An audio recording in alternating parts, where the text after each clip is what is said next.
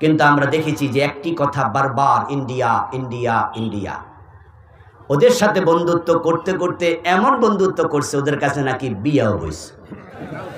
হ্যাঁ, তাদের নেতা বলে ওদের সাথে আমাদের স্বামী স্ত্রীর সম্পর্ক, বলে নাই? পররাষ্ট্রমন্ত্রী নিজে বলেছে যে ইন্ডিয়ার সাথে আমাদের স্বামী স্ত্রীর সম্পর্ক। তাহলে আমার প্রশ্ন, স্বামী কেডা বউ কেডা? স্বামী কেডা স্ত্রী কেডা এটা তো আমরা দেখছি যে ঠিকই বউ 5ই আগস্ট স্বামীর বাড়ি পলাই চলে গেছে, কইছে আরো বছর 2 আগে, কিন্তু বাস্তবতা দেখাইছে 5 তারিখ। ওদের নেতাই বললো স্বামী স্ত্রীর সম্পর্ক, আর 5 তারিখে ঠিকই বউ দৌড়মাইরা চলে গেছে। ঠিক কিনা? ঠিক কিনা? ও বেটা আমাদের কাছে এখন যৌতুক চায়।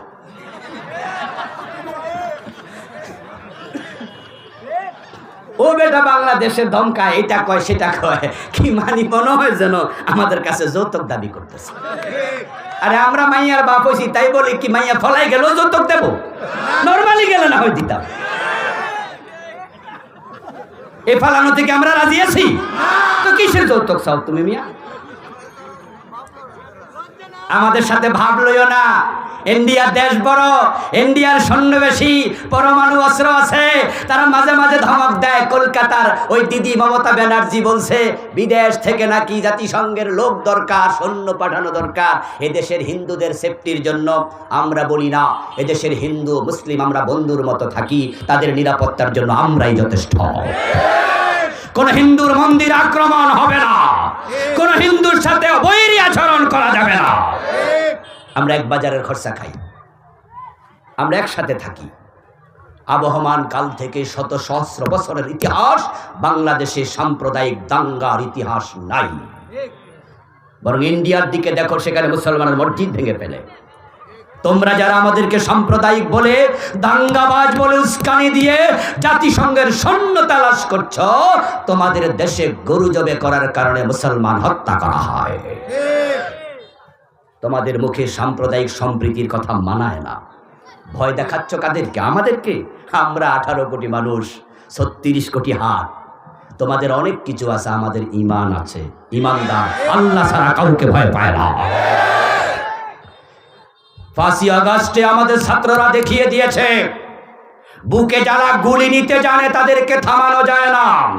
আমরা পৃথিবীকে দেখিয়ে যাব, চোখ রাঙ্গাইয়া ইন্ডিয়া যদি বাংলাদেশের দিকে তাকায়, তাদের সৈন্য দেশে প্রবেশ করে, এক হাতে কোরআন আর এক হাতে শাহজালালের তলোয়ার উঠবে।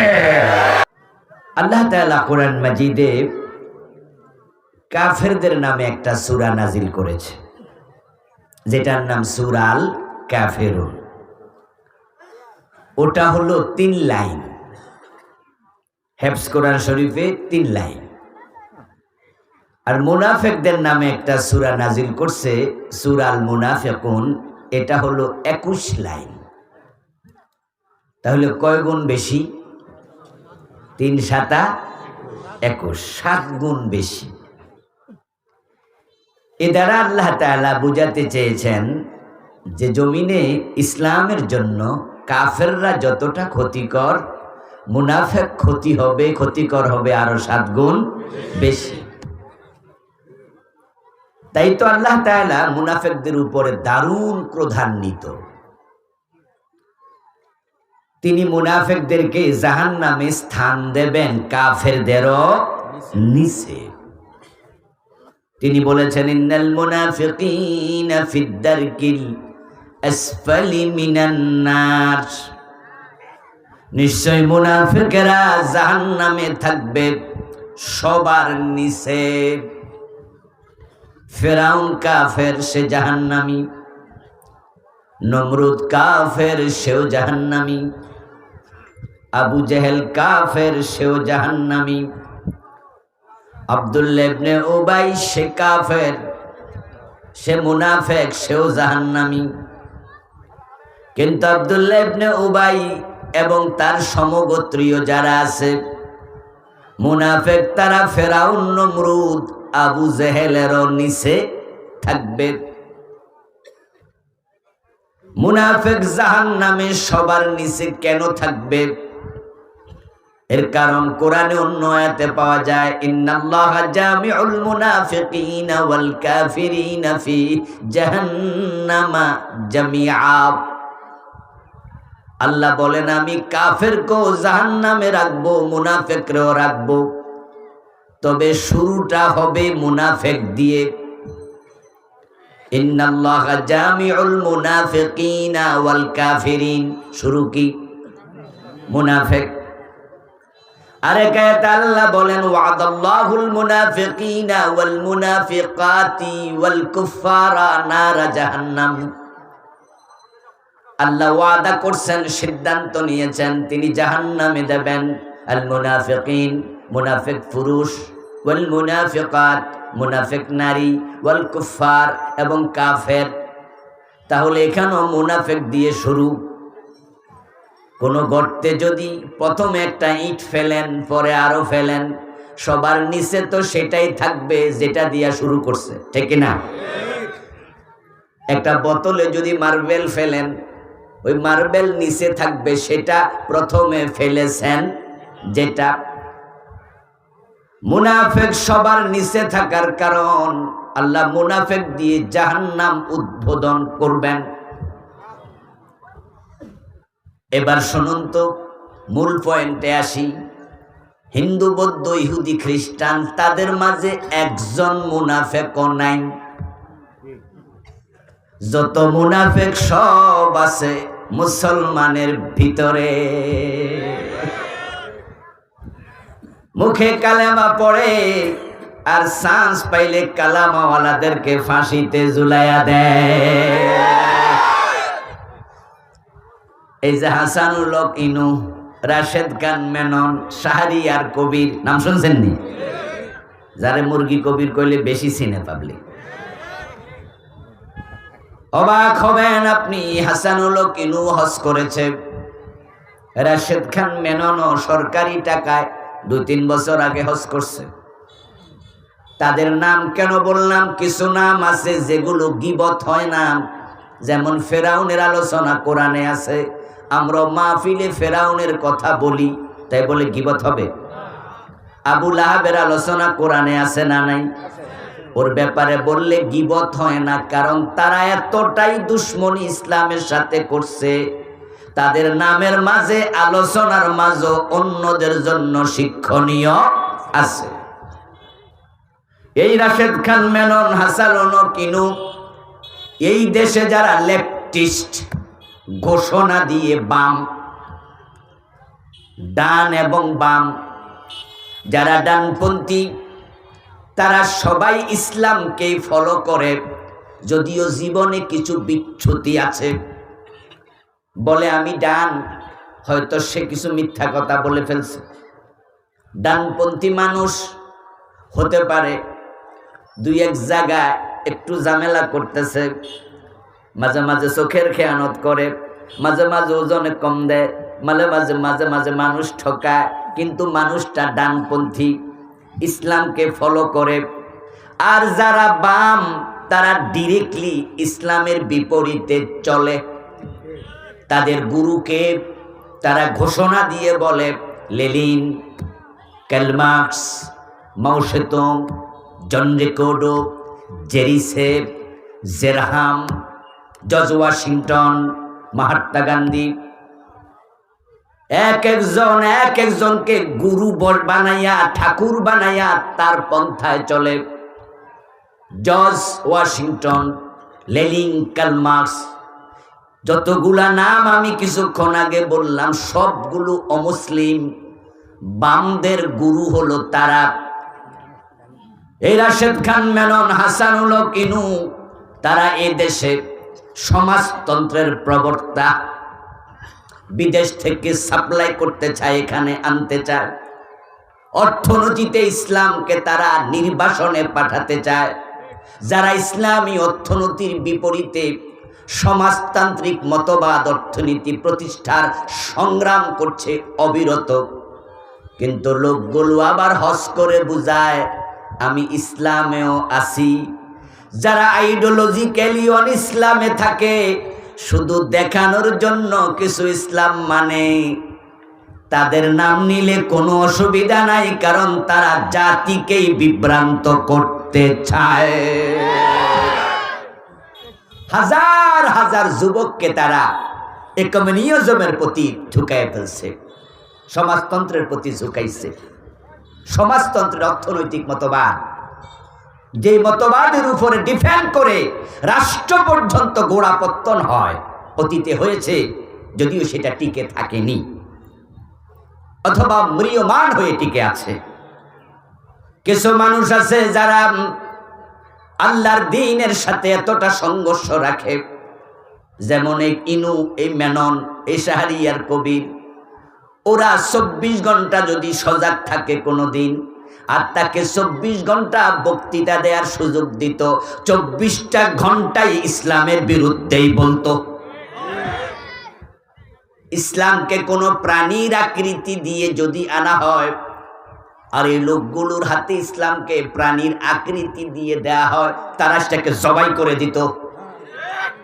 এতটা ইসলামের চরম দুশ্মন। কাফেররাও ইসলামের দুশ্মন, মুনাফেকেরাও দুশ্মন। তবে মুনাফেকদের দুশ্মনী হলো ঘরের ভিতরে থেকে, কাফেরদের দুশ্মনী হয় ঘরের বাহির থেকে। এবার আপনারা বলুন তো, বাহিরের দুশ্মন আর ঘরের দুশ্মন জঘন্য কোনটা? যদি আপনার সাথে আপনার পাশের বাড়ির লোকদের দুশ্মনী থাকে, আপনি তাদের থেকে নিজেকে সেভ করার জন্য ঘরে ঢুকে যান, দরজা লাগিয়ে দেন, জানালা লাগিয়ে দেন। এবার আপনার বিল্ডিং ঘরে আপনি নাক ডেকে ঘুমান, দরজা লাগানো, জানালা লাগানো, ওয়াল ঘরের ভিতরে ঘুমিয়েছেন। ওই শত্রু আছে বাহিরে, টেনশন নাই, ঘর তো বিল্ডিং। কিন্তু যদি আপনার নিজের বউটা দুশ্মন হয়, তাহলে নিরাপত্তার কই? বাহিরের দুশ্মন দুশ্মনী করলে সেফটির জন্য ঘরে ঢুকা যায়, কিন্তু ঘরের বউ যদি এমন দুশ্মনী করে, ঘরের খাটের মাঝেও নিরাপত্তা নাই। যারা মুনাফেক তারা সূরতে মুসলিম, মাঝে মাঝে নামাজও পড়ে, মাঝে মাঝে হজও করে, কালেমাও পড়ে, কিন্তু ইসলামকে তারা দারুণভাবে অপছন্দ করে, ইসলাম ওয়ালাদেরকে অপছন্দ করে। এই জন্য আল্লাহ তাআলা সূরাল মুনাফিকুন, সূরা কাফিরুনের তুলনায় 7 গুণ লম্বা বানাইছে। হিন্দু, বৌদ্ধ, ইহুদি, খ্রিস্টান কেউ মুনাফেক নাই, যত মুনাফেক মুসলমানদের ভিতরে আছে। এখন ওই মুনাফেকরা জাহান্নামে সবার নিচে থাকবে, এটা আল্লাহর বক্তব্য, এবং তাদেরকে দিয়ে জাহান্নাম উদ্বোধন হবে। মুনাফেক নিয়ে যে সূরা নাজিল হলো, কোরআনের ডজন ডজন আয়াত নাজিল হলো, এগুলো গত মাসে, গত সপ্তাহে, গত বছরে নাজিল হয় নাই, 1450 বছর আগে নাজিল হয়েছে। নবী মুহাম্মাদের যুগে যদি মুনাফেক থাকে, আজকের যুগে মুনাফেক কমেছে না আরো বেড়েছে? আল্লাহ না করুক, নিজের অজান্তে যদি আপনার কলবেই নেফাক থাকে, আপনি নিজেই মুনাফেক হন, তাহলে জাহান্নাম উদ্বোধন আপনাকে দিয়ে হতে পারে। তাই নেফাকের ব্যাপারে সতর্ক হওয়া দরকার আছে না নাই? আলোচনা হবে আত্মসমালোচনামূলক। উদাহরণ আমরা আনব, ডানে বামে এদিক সেদিক কিছু কথা আমরা বলবো। উদ্দেশ্য তাদেরকে হেও করা নয়, উদ্দেশ্য হলো তাদের আলোচনা করে নিজেকে সতর্ক করা। কারণ তারা যদি এই অপকর্মের কারণে লাঞ্ছিত হয়, ওই অপকর্ম আপনি করলে আপনারও একই দশাই হবে। রাসূলুল্লাহ সাল্লাল্লাহু আলাইহি ওয়াসাল্লাম নিজে আল্লাহর কাছে নেফাক থেকে আশ্রয় চাইতেন। যে মুনাফিকি প্রসঙ্গে কথা আমি শুরু করেছি প্রথম থেকেই, ওই নেফাক নামক রোগ হয় মানুষের কলবে। আল্লাহ বলছেন ফি কুলুবিহিম মারাদুন ফাযাদাহুমুল্লাহু মারাদা ওয়া লাহুম আযাবুন আলীমুম বিমা কানু ইয়াকযিবুন। নাউযুবিল্লাহ পড়েন। কিছু মানুষ আছে যাদের কলবের মাঝে রোগ, অন্তরের মাঝে বিমার, সমস্যাটা কলবে। ফাযাদাহুমুল্লাহু মারাদা, ওই রোগের চিকিৎসা তারা করে না, তওবা করে না, সতর্ক হয় না, ওই রোগের থেকে ফিরে আসে না। না আসার কারণে আল্লাহ বলেন তাদের এই রোগ আমি ক্রমান্বয়ে আরো বাড়াইয়া দেই। সূরা বাকারার আয়াত। ক্যান্সার একটি মরণ ব্যাধি। বাংলায় মানুষ প্রবাদ বানিয়ে ফেলেছে ক্যান্সারের কোনো অ্যান্সার নাই। এর মানে বুঝাতে চায় যে এটা হলে আর বাঁচার আশা খুব একটা থাকে না, মরে যাবে মানুষ, এটাই ভাবে আর কি ক্যান্সার। কিন্তু বলুন তো, যদি ফার্স্ট স্টেজে ক্যান্সার ধরা পড়ে, চিকিৎসা হয়, এমন 2-4 জন রোগী আছে না, সুস্থ হয়েছে, চিকিৎসা পেয়েছে। এই জন্য ডাক্তারের কাছে গেলে ডাক্তার যদি প্রথম দিকে বলে যে মাশাআল্লাহ ভালো হয়েছে, চলে আসছেন, কেমোথেরাপি লাগবে না, ক্যান্সারটা এখনো দেহের বিভিন্ন অঙ্গে ছড়ায় নাই, ঠিক যে জায়গায় আছে আপনি রাজি হলে আমরা ওটুকু কেটে ফেলে দেব, জার্ম শুদ্ধ, বাকি ওষুধ খাবেন, ভালো হয়ে যাবেন। তখন দেখা যায় যে মেয়েদের ব্রেস্ট ক্যান্সারে ব্রেস্ট কেটে ফেলে দেয়, মেয়েটা সুস্থ হয়ে যায়। কারণ আঙ্গুলে ক্যান্সার হলে আঙ্গুলটা কেটে ফেলে দেয়, বাকি অংশ ভালো থাকে। কিন্তু যদি সেটা চিকিৎসা করতে দেরি করে ফেলে আর জার্ম দেহের অন্য অঙ্গে ছড়াইয়া যায়, তখন বলে এখন আর চিকিৎসা নাই, চেষ্টা চালান, ওষুধ খান, কিন্তু আমরা আপনাকে এটা বলবো না যে আপনি সুস্থ থাকবেন। হ্যাঁ, কেমোথেরাপি দিয়ে এটাকে কন্ট্রোলে এনে কিছু করা যায় কিনা দেখি, তবে আপনি শুরুতে আসলে অনেক ভালো ছিল। আমার বন্ধু, আমি আজকে যে আলোচনা করব সাবজেক্ট হলো নেফাক। আলোচনা করার পর যদি আপনি বুঝেন যে আমার অন্তরও তো নেফাক ঢুকেছে, আর আপনি এখনই সিদ্ধান্ত নেন আমি তাওবা করব, আমি ভালো হয়ে যাব, তাহলে আল্লাহ এই রোগ আর বাড়াবেন না, কারণ তাওবার দরজা এখনো খোলা আছে না নাই। আর আপনার অন্তরে নেফাক যদি ঢুকে থাকে, আপনি ফিরে আসার মতো মন তৈরি করতে পারেন নাই, এই রোগ আপনার অন্তরে আপনি রেখে দিলেন। আল্লাহ নিজে বলেন ফাযাদাহুমুল্লাহু মারাদা, আমি আল্লাহ তার এই নেফাকের রোগ আরো বাড়িয়ে দেব, এবং ওয়ালাহুম আযাবুন আলীম, এই রোগ নিয়ে যে মারা যাবে তার জন্য কষ্টকর কঠিন জাহান্নাম বানাইয়া রাখছি। মাহফিলগুলো হলো এজ এ ওয়াশিং মেশিন। ময়লা কাপড় ঢুকাইয়া দেবেন ওয়াশিং মেশিনে, সুইচ টিপ দেবেন, পানি টানি ঠিকঠাক মতো দিয়ে ডিটারজেন্ট, ওই কাপড়টা মেশিনের ভিতরেই ময়লা মুক্ত হবে এবং সেটা শুকিয়ে বের হয়ে যাবে। কি চমৎকার মেশিন বিজ্ঞানীরা বানিয়েছে। আল্লাহ তাআলা কোরআনের এই মজলিসগুলোকে, ফিস সাহেবদের দরবারকে, ওস্তাদদের ক্লাসকে, বক্তাদের এই মাহফিলকে, মসজিদে খুতবার দিন জুমার আলোচনাকে আমাদের কলবের জন্য ওয়াশিং মেশিন বানাইছে।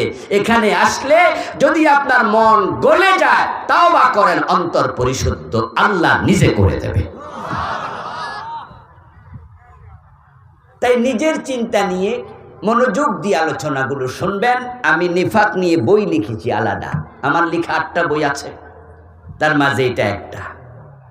কোরআনে হাদিসে আমি 28টি আলামত পেয়েছি যেগুলো মুনাফিকের আলামত। আল্লাহ বলেছেন, তার রাসূল বলেছেন। এই আলামতগুলো যদি আপনার ভিতরে থাকে একটাও, আর আপনি আজকে সিদ্ধান্ত নেন যে না, আমি এটাকে আমার কলবে আর রাখবো না, ডাক্তার যেমন ক্যান্সারের জীবাণু সহ অঙ্গটা কেটে ফেলে দেয়, বাকি দেহটা নিরাপদ হয়ে যায়, আপনি আপনার কলব থেকে ওই নেফাকটা আজকে সরাইয়া দেবেন, আল্লাহ আপনার ঈমানকে নিরাপদ করবে। আর যদি না হয় এমনটি, তাহলে আপনি ঝুঁকিতেই থাকবেন। মুনাফিক নিয়ে আলোচনা আমি বানাইয়া করতেছি নাকি কোরআনে আছে? তাহলে বোঝা গেল মুনাফিক নামে একটা সম্প্রদায় আছে। পৃথিবীর মানুষগুলো মূলত 4 ভাগে বিভক্ত। আজকের পৃথিবীতে মানুষের সংখ্যা প্রায় 800 কোটি। এই 4 ভাগের মাঝে 3 ভাগ নিরেট জাহান্নামী, 1 ভাগ মানুষ শুধু জান্নাতি। প্রথম ভাগ কাফের এবং মুশরিক, তারা একই। যারা কাফের তারাই মুশরিক, যারা মুশরিক তারাই কাফের। কাফের মানে আল্লাহকে অস্বীকারী নয়, কাফের মানে আল্লাহর একত্ববাদ অস্বীকারী। আর যে বহুত্ববাদে বিশ্বাস করে তাকেই মুশরিক বলে। তাই যিনি কাফের হয় তিনি মুশরিক হন। আল্লাহকে যে অস্বীকার করে সে কে? তাকে আরবিতে বলে মুলহিদ, ইংরেজিতে আমরা বলি অ্যাথেইস্ট। যারা আল্লাহর অস্তিত্বটাই স্বীকার করে না, যাদেরকে বাংলায় আমরা নাস্তিক বলি, যেমন তসলিমা নাসরিন, নাম শুনেছেন? ও কিন্তু কাফের মুশরিক না। কারণ যারা মুশরিক তারা আল্লাহকে মানে, আল্লাহর অস্তিত্ব স্বীকার করার পরে আল্লাহর সাথে অন্যকে শামিল করে। যারা মুশরিক হয়, কাফির হয়, তারা জান্নাত জাহান্নাম পর্যন্ত মানে। যেমন আমাদের দেশের হিন্দু ভদ্রলোক, তারা স্বর্গ এবং নরকে বিশ্বাস। এই জন্য মরা বাবার ছবির মাঝে সুন্দর করে নাম লিখে স্বর্গীয় সত্যেন্দ্র নারায়ণ দাস, দেখেন নাই? স্বর্গীয় মানে কি? সে অলরেডি স্বর্গে চলে গেছে। আর তাসলিমা নাসরিন বলে স্বর্গ বলতে কিছুই নাই। নাউজুবিল্লাহ পড়বেন না? নরক বলতে কিছু নাই, বলে মানুষ মরে যাবে, এখানে সব শেষ। আখেরাত বলতে কিছু নাই। নাস্তিকেরা আল্লাহকে মানে না, তারা আখেরাতটাও বিশ্বাস করে না। ওরা হলো মুলহিদ। যারা কাফির, যারা মুশরিক তারা জাহান্নামী, যারা নাস্তিক তারা জাহান্নামী, যারা মুনাফিক তারা জাহান্নামী। এই 3 দল সবগুলো খালিদিনা ফিহা, চিরকাল জাহান্নামে থাকবে। রইল আর 1 দল, তারাই শুধু জান্নাতি, তারা হলো আল্লাহর মুমিন বান্দা। মান ক্বালা লা ইলাহা ইল্লাল্লাহ সুম্মা মাতা আলাইহি দাখালাল জান্নাহ। যারা কালেমা নিয়ে মরবে, মরতে দেরি, জান্নাতে যেতে দেরি হবে না। এখন এই কালেমাওয়ালাদের মাঝে কিছু লোক আছে, কালেমা পড়ার পরেও অন্তরের রোগে রোগান্বিত, তারা হয়ে যায় মুনাফিক। এই নেফাক থেকে রাসূল আল্লাহর কাছে কেন ফানা চাইতেন? কারণ অন্তর মানুষের অধীনে থাকে না, অন্তর থাকে সরাসরি আল্লাহর নিয়ন্ত্রণে। তাই কার অন্তরে কখন নেফাক ঢুকে যায় বলা যায় না। বাংলা একটি প্রবাদ আছে, আকাশের রং মানুষের মন, ক্ষণে ক্ষণে হয় পরিবর্তন। এই মুহূর্তে যাকে আপনি দারুণ ভালোবাসেন, তার এমন কোন আচরণ যেটা কিছুক্ষণ পরে আপনাকে 100% উল্টায়াও দিতে পারে। যে আমার ঘনিষ্ঠ বন্ধু ছিল,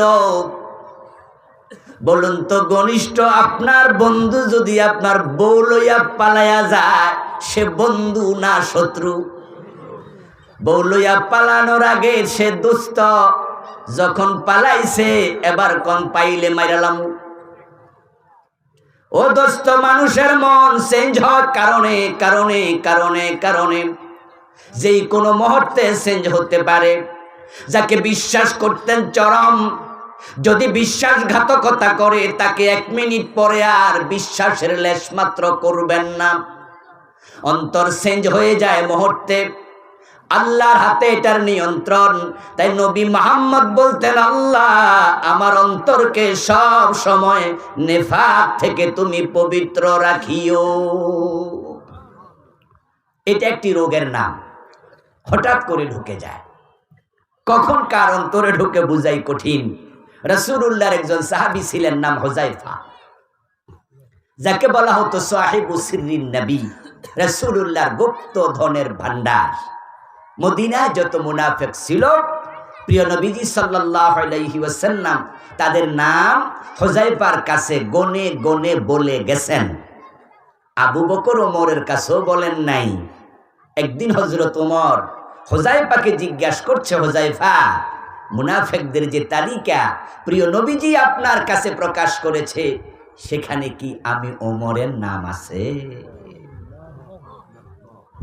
হযরত ওমরের মতো মানুষ পর্যন্ত টেনশন করতেন তার কলবে নেফাক ঢুকলো কিনা। একদিন হযরত হানজালা রাদিয়াল্লাহু তাআলা আনহু রাস্তা দিয়ে হেঁটে যাচ্ছেন, আবু বকর পাশে বসা। তাকিয়ে দেখেন হানজালার চোখের পানি দাঁড়ি বেয়ে বেয়ে জমিন ভিজছে, হাঁটতেছে আর কাঁদতেছে।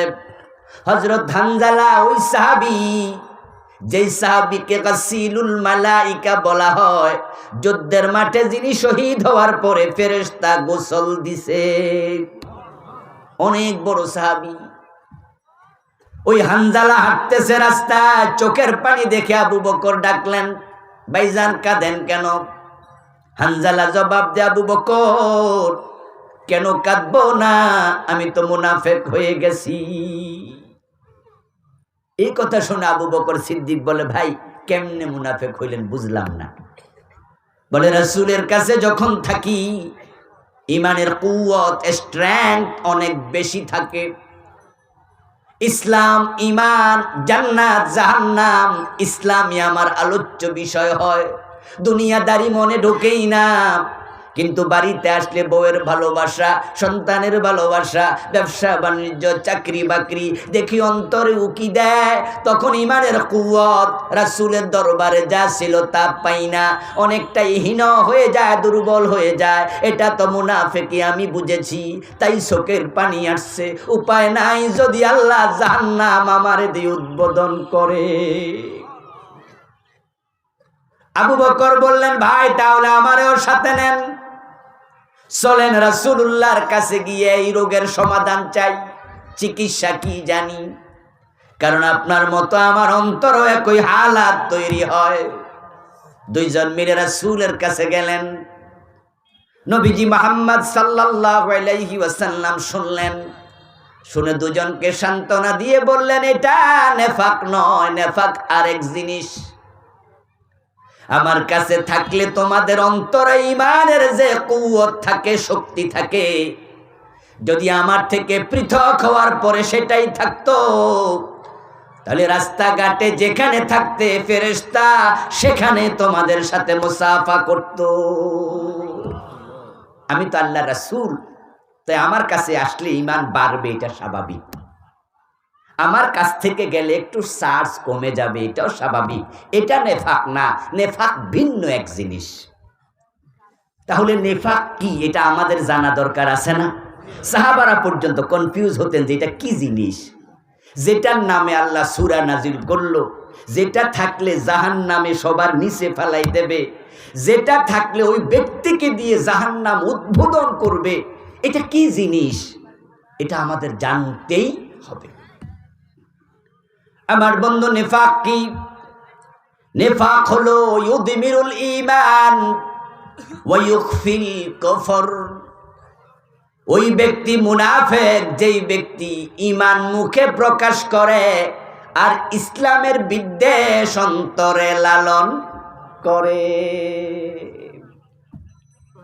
আপনাদের কাছে আমি প্রশ্ন রাখবো, আল্লাহর কোরআনের মধ্যে জিহাদ নামক একটা আলোচনা আছে না নাই?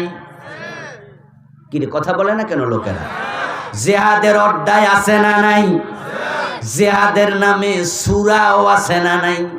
সূরা সাফ জিহাদের নামে সূরা তাওবা জিহাদের নামে, সূরা আনফাল জিহাদের নামে, সূরা মুহাম্মদ অপর নাম সূরা কিতাল। কোরআনে অনেকগুলো সূরা জিহাদের নামে। জিহাদের আয়াত সংখ্যা কোরআনে ডিরেক্ট ইনডিরেক্ট 500। নবী মুহাম্মদ জিহাদ করেছেন 27টি যুদ্ধের সেনাপতি হয়ে। রাসূলের সকল সাহাবী ছিলেন মুজাহিদ। এবার বলুন তো, ইসলামের এই জিহাদকে জঙ্গিবাদ মনে করে এমন লোক বাংলাদেশেও আছে না নাই? মুখে বলে মুসলিম, কিন্তু জিহাদের কথা শুনলে কয় না, এটা বালা না। গত 15টা বছর জিহাদ নিয়ে খোলা মনে আলোচনা করার পরিবেশও ছিল না। শুধু জিহাদের কথা আলোচনা করে মামলা খেয়েছে, জেলে গেছে এমন আলেমও আছে না নাই? মুখে বলে মুসলিম, কিন্তু অন্তরে ইসলামের বিদ্বেষ লালন করে তারা মুনাফিক। আমার আল্লাহ কোরআনে বলেন, ইযা উনজিলাত সূরাতুম মুহকামাতুন ওয়া যুকিরা ফীহাল কিতাল রাআইতাল্লাযীনা ফী কুলুবিহিম মারাদুন ইয়ানজুরুনা ইলাইকা নাযারাল মাগশিয়্যি আলাইহি মিনাল মাউত। ও প্রিয় নবী, আপনার সামনে যারা বসে আছে, কে মুমিন কে মুনাফিক বুঝবেন কেমনে? কলবের খবর তো আপনি জানেন না। অন্তরে তো রোগ আছে যাদের। কার আছে রোগ? আপনি তো কলবের মালিক না, আপনি জানেন না। আমি আল্লাহ জানাচ্ছি, একটা রোগের উদাহরণ আলামত হলো যখন জিহাদের আয়াত নাজিল হয়। জিহাদের আয়াত শুনে যাদের চেহারা কালো হবে তারা হলো মুনাফিক। কে বলতেছে? ও দোস্ত, কারণটা কি? কারণ হলো জিহাদ নামক ইবাদত এসেছে ইসলাম প্রতিষ্ঠার জন্য। জিহাদ নামক ইবাদত এসেছে অন্যায় প্রতিরোধের জন্য। যখনই জিহাদের দীক্ষা মুসলমান নেয়, অন্যায়কারী সমাজে অন্যায় করার সাহস করে না। যখনই জিহাদের সিদ্ধান্ত মুসলমান নেয়, ওই জমিনে ইসলাম বিরোধী কর্ম তৎপরতার চলে না। কারণ জিহাদের মানে হলো অন্যায় যেখানে, প্রতিরোধ সেখানে। অন্যায়কারীরা ভাববে সমাজে জিহাদ যদি এস্টাবলিশড হয়ে যায় তাহলে আমি অন্যায় করতে পারবো না। চাঁদাবাজি করতে গেলে 10 জন মিলে প্রতিরোধ করবে। বিচার আচার করতে যাইয়া ঘুষ খাইয়া বিচার উল্টায়া দেয় এমন এলাকা আছে না নাই? যদি জিহাদ মানুষ শিখে, তাহলে যেই অঞ্চলে টাকার বিনিময়ে বিচার উল্টা, ওই এলাকার নেতারা এই সাহস আর করবে না। তাই জিহাদের কথা শুনল অন্যায়কারীরা এই জিহাদের ভিতরে অন্য কিছু খোঁজে। বাংলাদেশে 15টা বছর জিহাদকে জঙ্গিবাদ বানানোর রাষ্ট্রীয় প্রচেষ্টা হয়েছে। জঙ্গিবাদের শত শত নাটক সাজানো হয়েছে। আজ থেকে মাস দেড়েক আগে কম বেশি ফজরের পরে ঘর থেকে বের হয়ে একটু হাঁটতেছি। আমাকে দেখে লম্বা দাড়িওয়ালা টুপি মাথায় এক পাঞ্জাবি গায়ে দেওয়া ভদ্রলোক দৌড়াইয়া এসে মুসাফা করলো, করে পরিচয় দিয়ে বলল, হুজুর আমি পুলিশের SI। তা আমি ওনার সুরত দেখে আপ্লুত হলাম। এত সুন্দর লম্বা দাড়ি, পুলিশেও ভালো মানুষ আছে, ভালো মাশাআল্লাহ। আপনি পুলিশের কোন থানায় চাকরি করেন? বলে, না হুজুর থানায় না, আমি কাউন্টার টেরোরিজমে আছি। বাসা কোনটা? বলে ওই বাসা। আমি বললাম আচ্ছা মাশাআল্লাহ। কাউন্টার টেরোরিজম, এটা তো একটা ভয়ের জায়গার নাম। আমরা তো আগে এটার নাম শুনলে ঠান্ডা পানি খাইতাম। কারণ কাউন্টার টেরোরিজমের লোকেরাই তো ক্রস ফায়ারের দায়িত্ব পালন করত, জঙ্গি ধরার দায়িত্ব পালন করত।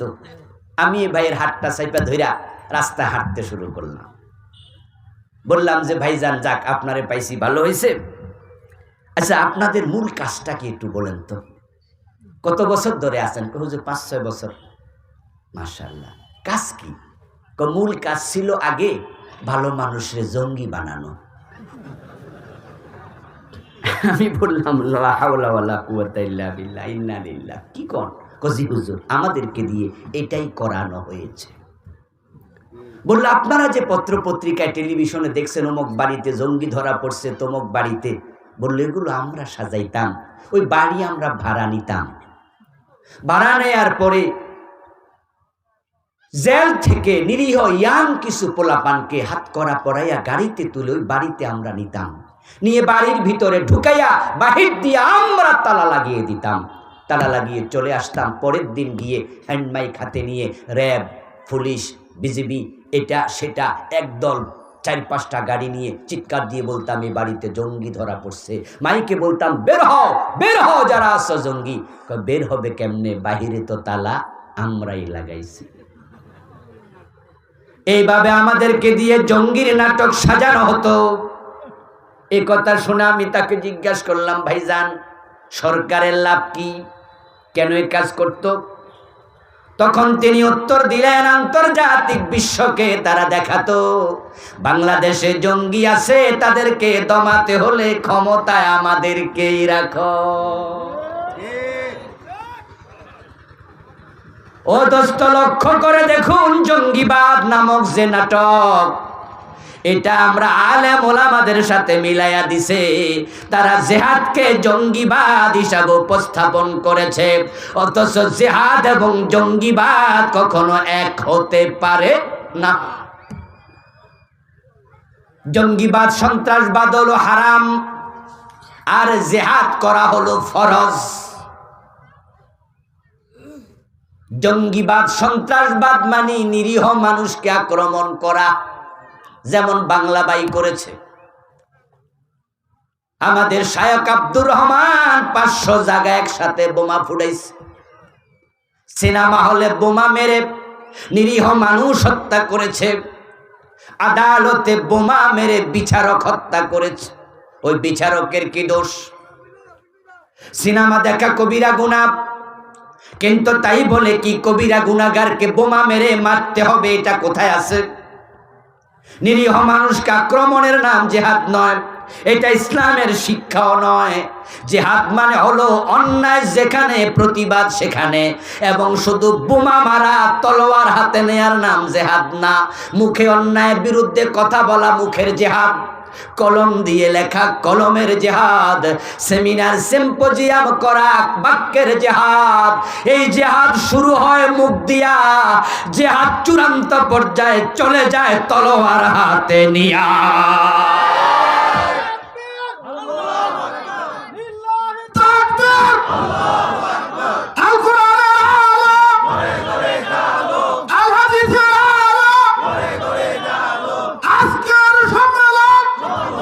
প্রিয় ভাইয়েরা, রাসূলুল্লাহ সাল্লাল্লাহু আলাইহি ওয়াসাল্লাম 27টি যুদ্ধে সেনাপতি ছিলেন। আপনাদের কাছ থেকে জানবো, যারা জানেন বলুন তো, রাসূল কি আক্রমণকারী ছিলেন না প্রতিরোধকারী ছিলেন? ইসলাম কখনো আক্রমণ শিখায় না। ইসলামের প্রথম মল্লযুদ্ধ সম্মুখ সমর যেটা, এটার নাম বদর। বদরের যুদ্ধে যখন 313 জন সাহাবী নিয়ে প্রিয় নবীজি গেলেন বদরের প্রান্তরে, আবু জেহেল আসলো 1000 কাফের নিয়ে। শুরুটা হয়েছিল সম্মুখ সমর, হাতে তলোয়ার নিয়ে। হযরত হামজা, হযরত আলী, আরেকজন সাহাবীকে রাসূল সামনে দাঁড় করালেন। কাফেরদের মাঝে 3 জন এসে সামনে দাঁড়ালো। শুরু হয়ে যাবে তলোয়ার দিয়ে যুদ্ধ। আজকের যুদ্ধ তো আকাশ থেকে বোমা পড়ে অথবা পিস্তল দিয়ে গুলি করে। তখনকার যুদ্ধ ছিল ডিরেক্টলি তলোয়ার থেকে তলোয়ারে। 3 সাহাবী দাঁড়ালেন। রাসূলুল্লাহ 3 জনকে লক্ষ্য করে বললেন যে আলী, হামজা, তোমরা প্রথমে আক্রমণ করবে না। ইসলাম কখনো আক্রমণ শিখায় না। ওরা যদি শুরু করে তোমরা প্রতিরোধ করবে। শুরুটা কাফেররা করেছিল। বদরের প্রান্তরটা মদিনা থেকে 170 কিলোমিটার দূরে। আমি দুবার সেখানে গিয়েছি এবং আমি ড্রাইভারকে মদিনা থেকে বের হতে বলছি যে মাইলেজটা শুরু করে দাও, দেখবো কত কিলো। বাংলাদেশের বইতে তো লেখা আছে 70 মাইল, 170 কিলো। ওই বদরের প্রান্তর থেকে মক্কার দূরত্ব হলো 350 কিলোর বেশি। তো রাসূল গেলেন 170 কিলো। তারা আসলো 350 কিলোর বেশি। তাহলে আক্রমণকারী কারা হলো? রাসূল হলো না আবু জেহেল হলো? ইসলামের প্রায় প্রতিটা যুদ্ধই ছিল প্রতিরোধমূলক, আক্রমণমূলক না। তো ইসলাম কেমনে জঙ্গিবাদ শেখায়? জিহাদকে কিভাবে জঙ্গিবাদ বলা হয়? জিহাদ তো হলো অন্যায়ের প্রতিরোধ। রাসূল 13টা বছর মক্কায় মাইর খাইলেন, সেখানে আল্লাহ জিহাদের অনুমতি দেয় নাই। হিজরত করে মদিনায় আসলেন। তারপরে যদি আবু জেহেলরা ওই মদিনা আক্রমণের জন্য 1000 সৈন্য নিয়ে যায়, এখন কি বসে বসে আঙ্গুল চুষলে চলবে? আপনার বাড়িতে ডাকাত ঢুকলে প্রতিরোধ দরকার আছে না নাই?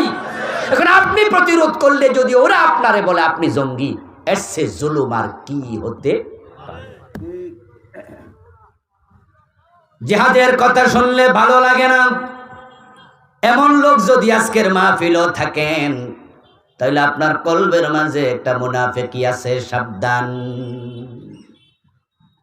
রাসূলুল্লাহ বলছেন, মাল্লাম ইয়াগুযু ওয়ালাম ইউহাদ্দিস বিহি নাফসাহু ফামাতা আলা শুবাতিন মিনান নিফাক। যে ব্যক্তি ইসলামের জন্য জিহাদ করে নাই এবং জিহাদ করার মতো অন্তরে পরিকল্পনাও নাই, সে মুনাফিকের উপরে মৃত্যুবরণ করবে। রাসূলুল্লাহর একজন সাহাবী খুঁজে পাবেন না যিনি জিহাদ করেন নাই। একজন ছিলেন অন্ধ, নাম ছিল আব্দুল্লাহ ইবনে উম্মে মাকতুম রাদিয়াল্লাহু তাআলা আনহু। উনার জীবনী পড়ে দেখবেন, উনিও গাজওয়া কাদেসিয়াতে ওমর ফারুকের যুগে যুদ্ধের মাঠে শাহাদাত বরণ করেছেন। ওই অন্ধ সাহাবী পর্যন্ত যুদ্ধের মাঠে গেছে। আর আপনি সুস্থ মানুষ, জিহাদের কথা শুনলে আপনার কাছেও কেমন কেমন লাগে। মুসলমানরা যখন থেকে জিহাদ ভুলে গেছে, তখন থেকে বিশ্বব্যাপী মাইর খাওয়া শুরু হয়েছে। একসময় মুসলমানের এক হাতে ছিল কোরআন আর এক হাতে ছিল তলোয়ার।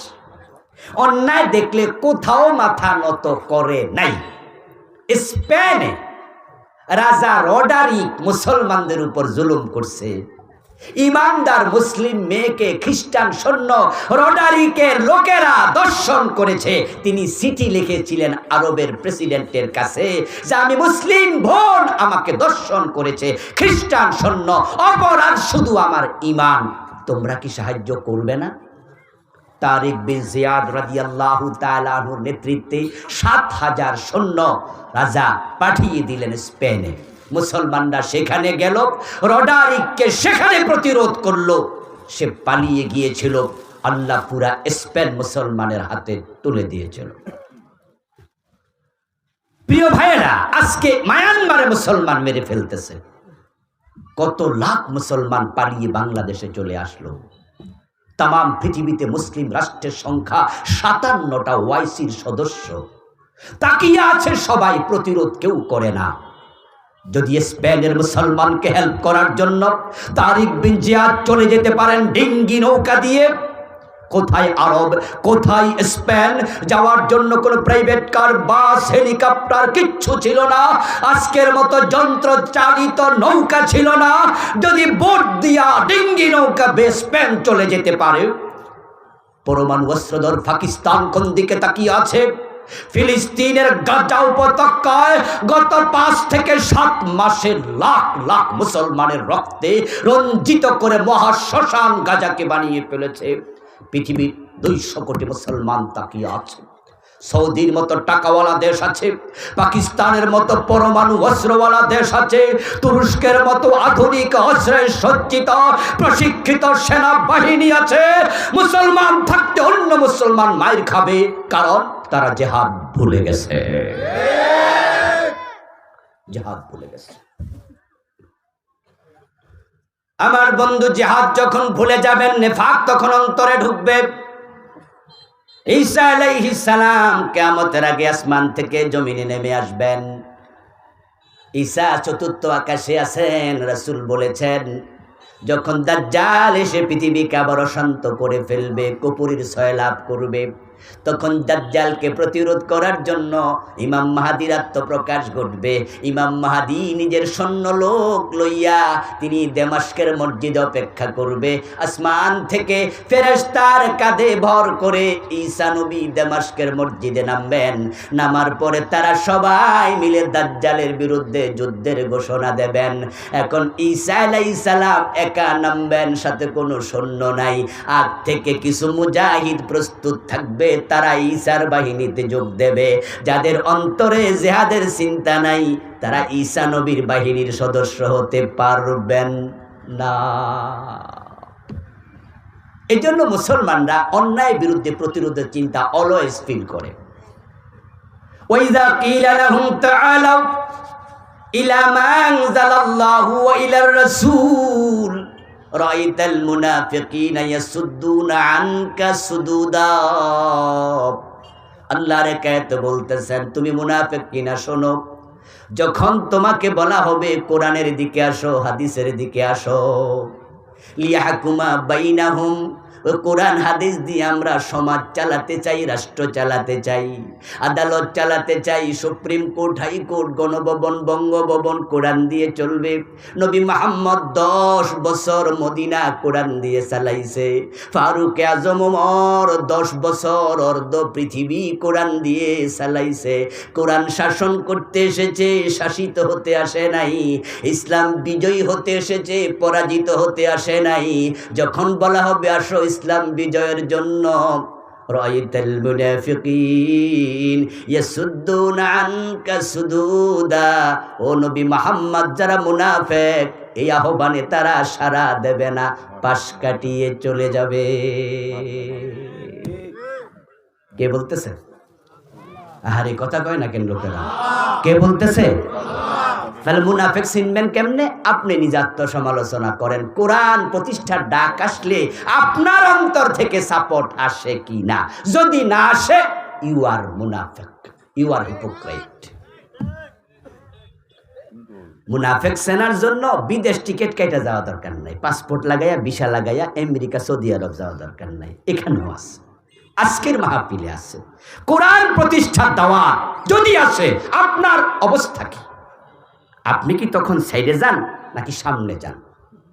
রাসূল যদি এসে মাত্র 1.25 লক্ষ সাহাবীকে সাথে নিয়া 23 বছরে জাহেলিয়াতের যোগ চেঞ্জ করে কোরআনের যোগ আনতে পারে, 53 বছরের বাংলাদেশ, 16 কোটি মুসলমান, এখানে কেন কোরআন প্রতিষ্ঠিত হলো না?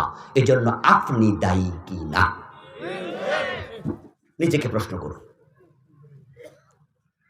আমরা তো ফার্মের মুরগি নই। ফার্মের মুরগির কাজ হচ্ছে সারাদিন খাবে, পেট বড় হবে, স্বাস্থ্য মোটা হবে, কয়দিন পরে মরে যাবে। আপনিও খাইলেন, দাইলেন, মোটা হলেন, পয়সাওয়ালা হলেন, নেতৃত্ব করলেন, কয়দিন পরে মরে গেলেন। কি শেষ নাকি? মোটেও নয়, মোটেও নয়। আপনি আল্লাহর খলিফা, আপনি আল্লাহর খলিফা। আপনারে 30, 40, 50, 70 বছর জীবনের প্রতিটা মুহূর্তের হিসাব আল্লাহকেই দিতে হবে। আল্লাহ বলবেন, কোরআন কেন দিয়েছি? তেলাওয়াত করে তাকে রাখার জন্য। কোরআন কি তাকের জন্য এসেছিল নাকি কোরআন দেশ চালানোর জন্য এসেছিল? কোরআনে আছে চোর ধরে হাত কেটে দাও। তুমি কি করেছ? কেটেছ? 53 বছরে কয়জন কাটছ? যে নবী মুহাম্মাদের উম্মত হয়ে গর্বে বুক ফুলিয়ে স্বীকৃতি দেন আমি নবী মুহাম্মাদের উম্মত, সে নবী মুহাম্মদ বলেছে আমার মেয়ে ফাতেমা চুরি করলে আমি ফাতেমার হাতও কেটেই দেব। হযরত ওমর নিজের ছেলে আবু শাহামা মদ পান করেছে, আবু শাহামাকে ছাড় দেন নাই, 80 বেত লাগিয়েছে। আপনাদের কাছে জানতে চাই, বাংলাদেশে মদ, গাঁজা, হেরোইন, ইয়াবা, ফেনসিডিল আছে না নাই? 80 বেত লাগাইছেন কয়দিন?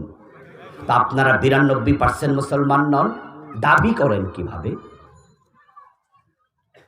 কিভাবে দাবি করেন? রাসূল তো 1.25 লক্ষ দিয়ে ইসলামের বিজয় করে ফেললো, আমাদের 16 কোটি হল, আমরা কেন পারলাম না? আপনার আইডিওলজি আপনাকে চেঞ্জ করতেই হবে। বিষয়টা মনস্তাত্ত্বিক, বিষয়টা অন্তঃকরণের ব্যাপার। আপনার অন্তর ইসলামকে আপনি জায়গা দিয়েছেন কিনা সে প্রশ্ন। যখনই আল্লাহ দ্বীনের প্রশ্ন আসে তখন আপনার অন্তর কোন দিকে যায়? যদি আপনার অন্তর স্ট্রেট আগায় যে ইয়েস আমিও আছি, তাহলে আপনি মুমিন। রাসূলকে আল্লাহ বলে যারা এভাবে বলবে না তাদের অন্তরে মুনাফিকি ঢুকেছে। বাংলাদেশটা আলহামদুলিল্লাহ, এটা যদিও ইন্ডিয়ার চারপাশ দিয়ে তারা আমাদের ঘিরে রেখেছে, অবস্থানগতভাবে আমরা কিছুটা নাজুক, কিন্তু একটা বিষয় আমার কাছে যেটা অনুমিত হয় সেটা হচ্ছে যে আল্লাহর স্পেশাল রহমত এ দেশের প্রতি আছে। 5ই অগাস্টের বিপ্লব তার একটা প্রমাণ, কারণ আমরা তো হতাশ হয়ে গিয়েছিলাম, ঠিক না? বাংলাদেশে যারা একটু চিন্তক মানুষ আছে, একটু ভাবুক মানুষ আছে, তারা অনেকে হতাশ হয়েছে, আমিও হয়েছি। আরে আর কি জানি হয়। এবং যারা 15 বছর দেশ চালিয়েছে তারাও এতটা কনফিডেন্ট, তাদের বেড়ে গিয়েছিল কনফিডেন্ট লেভেল, যে ওরা বলেছে 15 বছর না, 2041 আরো 15, এখন তো 24 চলে। তারাও এতটা আত্মনির্ভরশীল, আত্মবিশ্বাসী হয়ে উঠেছিল। এবং তাদের তো সেকেন্ড নেতা বলছে, কিসের আন্দোলন, এবছর না ও বছর, মানুষ বাঁচে কয় বছর, 2041 ভীষণ ঘোষণা করেছে, করে তারা বুঝাইছে আমাদেরকে তোমরা সরাতে পারবে না। এবং ছাত্রদের আন্দোলন যখন শুরু হয় তখন তিনি বলেছিলেন যে তাদেরকে দমন করার জন্য আমাদের অমক যথেষ্ট, বলে নাই? কিসের সংস্কার, কিসের কোটা সংস্কার, রাজাকারের নাতিপুতি সর বেটা, কিসের সংস্কার? কথার মাঝে বোঝা গেছে তাদের এমন শক্তি কেউ সরাতে পারবে না। কিন্তু আমরা দেখেছি সব কিছু একবারে বালির বাঁধের মতো, ফানুসের মতো উড়ে গিয়েছে।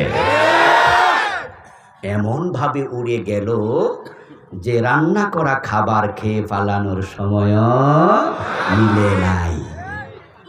আরে আমরা তো দূরে কোথাও গেলে একটু 2-1 দিন প্রিপারেশনও নেই নাকি, একটু লাগেজ টাগেজ গোছাই, তারপরে একটু যাই। লাগেজ গোছাবে, কাপড় সোপড় পইরা পর্যন্ত যাইতে পারে নাই, এমন কিছু কাপড় রাইখা গেছে ফোলাপান পরে মানুষের দেখাইছে, যেগুলো নামও পাওয়া যায় না।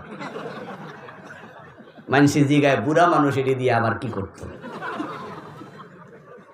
ওই কাপড় লুকানোর টাইমও পায় নাই। এটা আল্লাহর স্পেশাল করুণা, আল্লাহর স্পেশাল রহমত। বাংলা একটা প্রবাদ আছে, যার কেউ নাই তার কে আছে। ইয়েস, আমার বন্ধু আল্লাহ তাআলা আমাদের সাথে আছেন, আল্লাহ আমাদেরকে স্পেশাল করুণা দেবেন। এই জমিনটা চারিদিকে ইন্ডিয়া, এবং আমাদের জনসংখ্যা এত বেশি ছোট্ট ভূখণ্ডে, এই জনসংখ্যার কারণেই ইন্ডিয়ারে যদি বাংলাদেশ মাগনা সাদেন, যাইসা বাংলাদেশটা নিয়ে যান, আমার মন বলে ইন্ডিয়া নিতে রাজি হবে না, কোনো দিন হবে না। এর কারণ আছে। আচ্ছা আপনারা বলুন তো, কোনো পুরুষের যদি 10 জন বাচ্চা রাইখা বউ মরে, কোনো মাইয়া বিয়ে বইতে চায়নি? আর কই যে হাসছে কাম, বেড়ার ফোলা মাইয়া 10টা, ওই ঘরে আমি যাবো, তো আমার আর বেড়া সংসার করণ লাগবো না, এডি সামলাইতে সামলাইতে আমার দিন শেষ। এখানে মানুষ আছে 18 কোটি 16 কোটি মুসলমান। 1947-এর পরে আজ পর্যন্ত কাশ্মীর নামক ছোট্ট একটা অঞ্চল, এটাকে তারা নিয়ন্ত্রণ করতে পারেনি, যেখানে মুসলমানের সংখ্যা 1 কোটিও না। শুধু অল্প কিছু মুসলমানকে কাশ্মীরকে ইন্ডিয়া নিয়ন্ত্রণ করতে পারেনি। আপনার ইতিহাস পড়ে দেখুন, কাশ্মীরে মুসলমান যত আছে জনসংখ্যা, তাদের পুলিশ, তাদের স্পেশাল ফোর্স তার কাছাকাছি, এত দিয়েও নিয়ন্ত্রণ করতে পারে না। আমরা 16 কোটি মুসলমান, তারা ভয়ে দেশ নিতে আসবে না।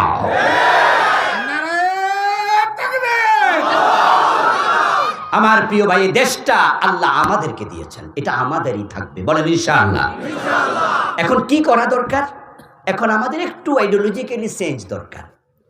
সেটা হচ্ছে 53 বছর ক্ষমতায় কিন্তু ঘুরে ফিরে মুসলমানরাই, আলহামদুলিল্লাহ, বিএনপি ছিল, জামাত, আওয়ামী লীগ ছিল, জাতীয় পার্টি ছিল, যেই ছিল প্রধানমন্ত্রী মুসলিম, এখানকার প্রেসিডেন্ট মুসলিম, কোনো হিন্দু প্রধানমন্ত্রী হয়নি, হওয়ার সম্ভাবনাও নাই, কোনো ইহুদি, বৌদ্ধ, খ্রিস্টান হয়নি, হওয়ার সম্ভাবনাও নাই।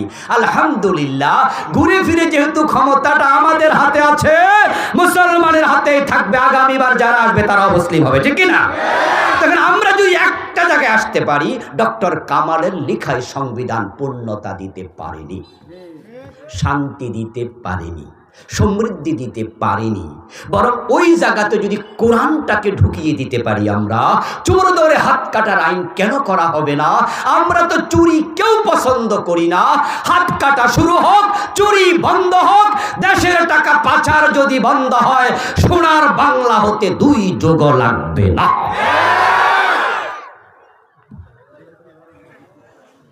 কিন্তু আমরা যে চোর ধরে জেলে যাওয়ার আইন বানাইলাম, এই আইন দিয়া তো চোর ডাকাইত হয়। কারণ যেই চোর জেলে ঢোকে 6 মাস থাকে, বের হওয়ার সময় সে আল্লাহর ওলি হইয়া বাইর হয়।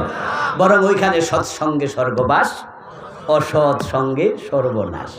ওখানে সে যাইয়া ব্যাংক ডাকাতের লগে দেখা হয়। ঢুকছিল ছাগল চোর, ডুইকা দেখে জেলে যাইয়া ডোরা কাটা গেঞ্জি ফরা বড় মোসওয়ালা একটা আইয়া জিগায়, কিরে তুই নতুন আমদানি? কয় জি বস। কয় বছর জেল? কয় না না, মাত্র ঢুকছি কালকে। অপরাধ কি? কয় ছাগল চুরি করছিল। জেলখানার বদনামি কিছু কইরে আইবি আসলে বেটা। বস আপনি কি করছেন? কয় ব্যাংক ডাকাতি করতে গেছিলাম, ধরা খাইছি কপাল মন্দ, না হয় 1 রাতেই কোটিপতি। কথাও তো ঠিক। ব্যাংকের লকারের মাঝে কোটি টাকা তো কোনো ব্যাপারই না। বস কেমনে কি? কয় শিখবি। কয় মাস? কয় 6 মাস। কয় যা, তোর মতো সাগরে যেহেতু পাইছি শিখাই দেবো। সঙ্গ দোষে লোহা বাসে, ওর সাথে থেকে কিভাবে গাড়ি ডাকাতি করতে হয়, কিভাবে ব্যাংক লুট করতে হয়, ওর থেকে তাই শিখে, ভালো কিছু শিখে না। এখন এই ছাগল চোর যখন 6 মাস পরে বের হয়, সে জেলখানার মাটি সালাম করে বের হয়। ছাগল মাগনা দিল আর নেমুনা। এখন সে মেন্টালি চোর না ডাকাত? কি লাভ হলো? হাত কেটে দাও, জেলে দিও না। জেলে দিয়ে লাভ হবে না, জেল ধরে রাখতে পারবে না, আবার চুরি করবে। হাত কেটে দিলে তারের মতো সোজা হয়ে যাবে। 2-4টা সাবেক এমপি যারা চুরি করেছে ধরে হাত কেটে দাও। বাংলার টাকা কানাডায় বেগম পাড়া বানিয়েছে, ধরে এনে হাত কেটে দাও। যারা ইসলামী ব্যাংকের 80,000 কোটি টাকা 18টি আপনার ইয়ে থেকে শাখা থেকে লুট করেছে, ধরে এনে হাত কেটে দাও। হাত কাটা শুরু হয়ে যাক। হাত কাটা চোর দেখে ভবিষ্যতের চোরেরা সাবধান হয়ে যাবে। গড়ের দরজা খুলে ঘুমানো যাবে। এই মাদকের বিরুদ্ধে আমাদের সরকার কত কারিশমা আমাদেরকে দেখাইছে। পত্রিকার হেডলাইন, সরকার মাদকের ব্যাপারে 0 টলারেন্স। আমরাও তো ভাবছি মাদক মনে হয় বাংলাদেশে থাকবে না। আপনারা বলুন তো, মাদক আসেনি? আগের চেয়ে কমছে না বাড়ছে? তো 0 টলারেন্স হইয়া কি লাভ? 80 বেতের আইন চালু করে দাও। ওমরের মতো বলে দাও, আমার ছেলেকেও ছাড় দেয়া হবে না। প্রধানমন্ত্রী বলে দিক, আমার ছেলে মদ খেলে 80 বেত দাও। প্রত্যেক এমপি তার এলাকার ওসিকে বলে দিক, ধরে লকারে ঢুকাও। তারপরে হাকিম বলো 80 বেত দাও। টেলিভিশনের হেডলাইন করে দাও, ইউটিউবে গুগলে আপলোড করে দাও, পত্রিকার হেডলাইন করো, লাইভ ব্রডকাস্ট করো, মানুষ দেখুক মদ খাইলে কেমনে 80 বেত দেয়। খেলার নাম বাবাজি।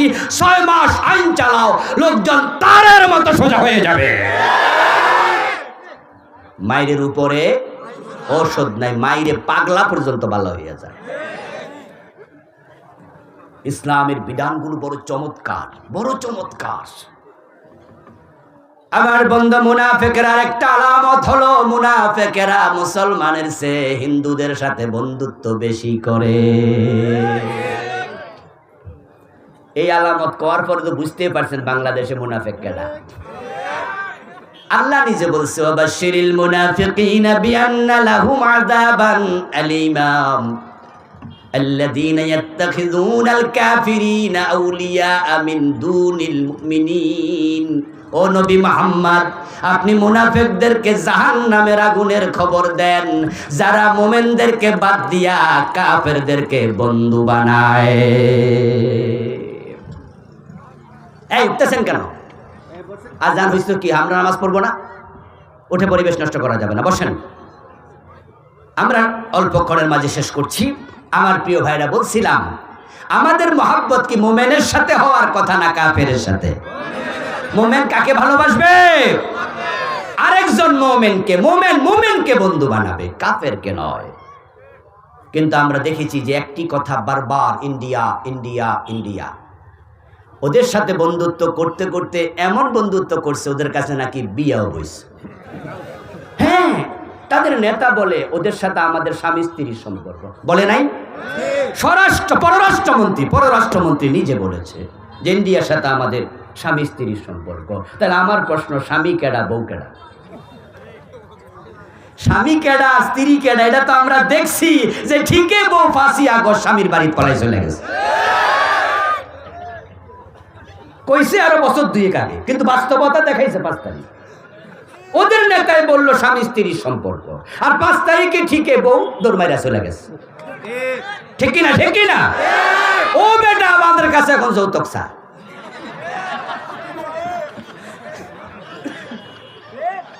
ও বেটা বাংলাদেশের ধমকায়, এটা কয় সেটা কয়, কি মানি মনে হয় যেন আমাদের কাছে যৌতুক দাবি করতেছে।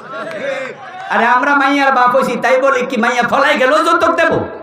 নরমালি গেলে না হয় দিতাম। এই ফালানো থেকে আমরা রাজি আছি তো কিসের যৌতুক চাও তুমি মিয়া? আমাদের সাথে ভাব লইও না। ইন্ডিয়া দেশ বড়, ইন্ডিয়ার সৈন্য বেশি, পরমাণু অস্ত্র আছে। তারা মাঝে মাঝে ধমক দেয়। কলকাতার ওই দিদি মমতা ব্যানার্জি বলছে বিদেশ থেকে নাকি জাতিসংঘের লোক দরকার, সৈন্য পাঠানো দরকার এদেশের হিন্দুদের সেফটির জন্য। আমরা বলি না, এদেশের হিন্দু মুসলিম আমরা বন্ধুর মতো থাকি, তাদের নিরাপত্তার জন্য আমরাই যথেষ্ট। কোন হিন্দুর মন্দির আক্রমণ হবে না, কোন হিন্দুর সাথে বৈরী আচরণ করা যাবে না। আমরা এক বাজারের খরচা খাই, আমরা একসাথে থাকি। আবহমান কাল থেকে শত সহস্র বছরের ইতিহাস, বাংলাদেশে সাম্প্রদায়িক দাঙ্গার ইতিহাস নাই। বরং ইন্ডিয়ার দিকে দেখো, সেখানে মুসলমানের মসজিদ ভেঙে ফেলে। তোমরা যারা আমাদেরকে সাম্প্রদায়িক বলে, দাঙ্গাবাজ বলে উস্কানি দিয়ে জাতিসংঘের সৈন্য তালাশ করছ, তোমাদের দেশে গরু জবে করার কারণে মুসলমান হত্যা করা হয়। তোমাদের মুখে সাম্প্রদায়িক সম্প্রীতির কথা মানায় না। ভয় দেখাচ্ছ কাদেরকে? আমাদেরকে। আমরা 18 কোটি মানুষ, 36 কোটি হাত। তোমাদের অনেক কিছু আছে, আমাদের ঈমান আছে। ঈমানদার আল্লাহ ছাড়া কাউকে ভয় পায় না। 5ই আগস্টে আমাদের ছাত্ররা দেখিয়ে দিয়েছে, বুকে যারা গুলি নিতে জানে তাদেরকে থামানো যায় না। আমরা পৃথিবীকে দেখিয়ে দেব, চোখ রাঙ্গাইয়া ইন্ডিয়া যদি বাংলাদেশের দিকে তাকায়, তাদের সৈন্য দেশে প্রবেশ করে, এক হাতে কোরআন আর এক হাতে শাহজালালের তলোয়ার উঠবে।